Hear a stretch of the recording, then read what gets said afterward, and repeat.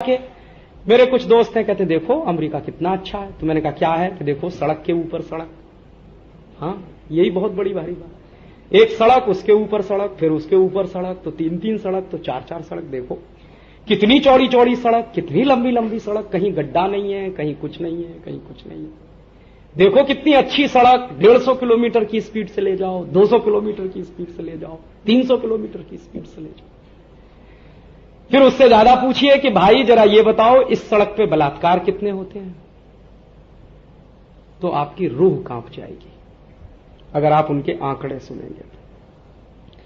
New York America का heart माना जाता है। न्यूयॉर्क का हार्ट माना जाता है एक इलाका, हालांकि अमेरिकी उसको स्वीकार नहीं करते। मैं कहता हूं हार्लेम। अमेरिका देखना हो तो हार्लेम में जाइए पहले, तब आपको दिखाई देगा कि अमेरिका का असली चेहरा क्या है। वॉशिंगटन डीसी के आसपास आप घूम के चले आएंगे तो आपको अमेरिका समझ में नहीं आएगा। अमेरिका को समझना है तो हार्लेम में जाना पड़ेगा आपको, तो आपको समझ में आएगा कि भूखमरी कितनी है, बलात्कार कितने होते हैं, चोरियां कितनी होती हैं, डकैतियां कितनी पड़ती हैं।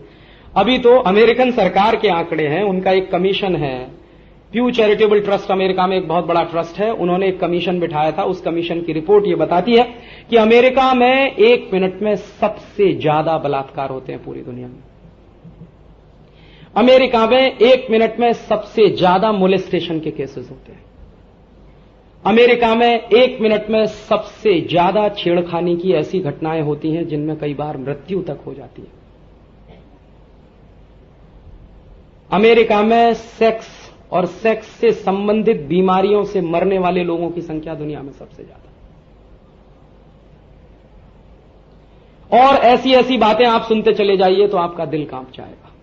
और क्राइम अमेरिका में लगातार बढ़ रहा है, किसी के रोके नहीं रुकता है। अमेरिकन सरकार का जो बजट आता है, या ऐसे माने कि अमेरिकन सरकार का जो नेट रेवेन्यू कलेक्शन है, उसका करीब करीब 15 से 20% क्राइम को रोकने में खर्च होता है, नेट रेवेन्यू कलेक्शन का। फिर भी क्राइम रुकता नहीं है। और क्राइम किस लेवल के होते हैं?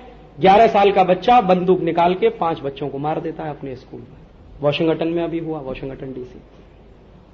13 साल का बच्चा जेब में रिवॉल्वर लेके आता है, क्लास में शूट कर देता है अपने अध्यापक को, क्योंकि अध्यापक ने उसको पनिशमेंट दिया।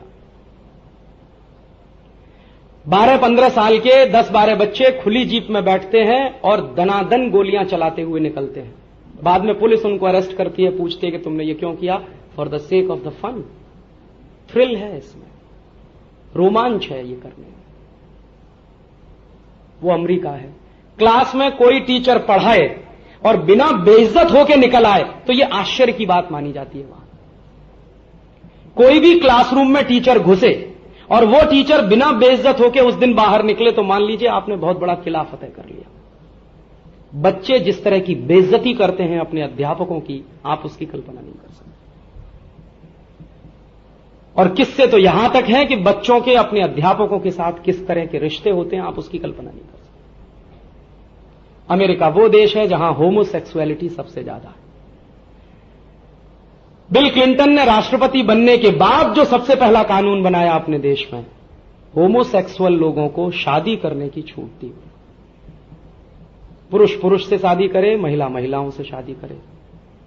फिर दूसरा कानून बनाया बिल क्लिंटन ने कि आर्मी में, नेवी में होमोसेक्सुअल्स की भर्ती हो सकती है, जो अब तक पाबंदी लगाई गई थी जिस पर। तो 50 बार सोचिए भारत को अमेरिका बनाने से पहले, 50 बार सोचिए भारत को यूरोप बनाने से पहले।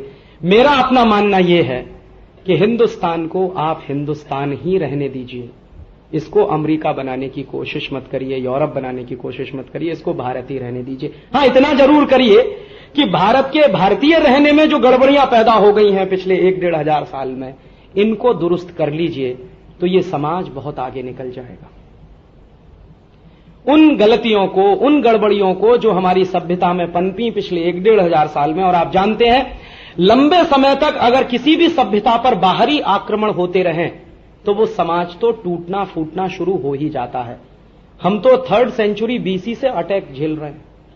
सिकंदर आया और सिकंदर के बाद लाइन लगी इस देश में। बीच में कुछ ऐसा पीरियड था 200-500 साल का जिसमें कोई नहीं आया अटैक करने के लिए, लेकिन आते ही रहे। तो जो समाज 1-1,500 साल बाहर के आक्रमणों को झेलता रहा हो, उस समाज में आंतरिक गड़बड़ियां और विकृतियां आना बहुत स्वाभाविक है। हमारी आपकी कोशिश ये होनी चाहिए कि पिछले 1-1,500 साल में, 2,000 साल में जो आंतरिक विकृतियां आई हैं हमारे समाज में, उनको हम ठीक कर लें, माने भारत को ज्यादा अच्छा भारत बना लें। ये तो हम सबके लिए संभव है। भारत को अमेरिका बनाना संभव नहीं, भारत को यूरोप बनाना संभव नहीं, और अगर ये काम करना है तो स्वदेशीकरण करना ही होगा। तो हम स्वदेशी आंदोलन क्यों चला रहे हैं? क्योंकि इस पूरे भारतीय समाज का हमें स्वदेशीकरण करना है। कहां कहां ये विदेशी है उसकी पहचान करनी है, फिर उस पहचान के आधार पर कहां कहां इसे स्वदेशी बनाना है, उसके लिए प्रयास करना है। अभी तो मेरे जैसे आदमी के लिए मैं तो आपसे पूरी विनम्रता से यह कह रहा हूं कि अपने आप को ना तो मैं एंथ्रोपोलॉजिस्ट मानता हूं, ना मैं सोशल साइंटिस्ट हूं। मैं तो साइंस टेक्नोलॉजी का आदमी, लेकिन अभी एंथ्रोपोलॉजी भी समझने की कोशिश कर रहा हूं, सोशल साइंस भी समझने की कोशिश कर रहा हूं। और इस कोशिश में कई बार मेरे मन में भ्रम हो जाता है कि मैं कहां भारतीय हूं, कहां विदेशी हूं। अपने जीवन के बारे में मैं बात कर रहा हूं। अपने पूरे चित्त के साथ, अपने पूरे मन की शुद्धि के साथ मैं स्वदेशी बनने की कोशिश में लगा हुआ हूं, लेकिन कई बार ऐसा होता है कि मैं वहां पे विदेशी हो जाता हूं, स्वदेशी नहीं रह पाता। तो मुझे लगता है कि मेरे जैसे आदमी के साथ जब इतना बड़ा संकट है, तो बाकी लोगों के बारे में तो कल्पना करना हमको चाहिए। तो ज्यादा मेहनत के साथ हमको स्वदेशी बनने में कोशिश करनी पड़ेगी, और कोशिश से कुछ भी संभव है। क्योंकि अभी भी हम पूरे विदेशी नहीं हुए हैं, अभी भी हम आंशिक रूप से विदेशी हुए हैं।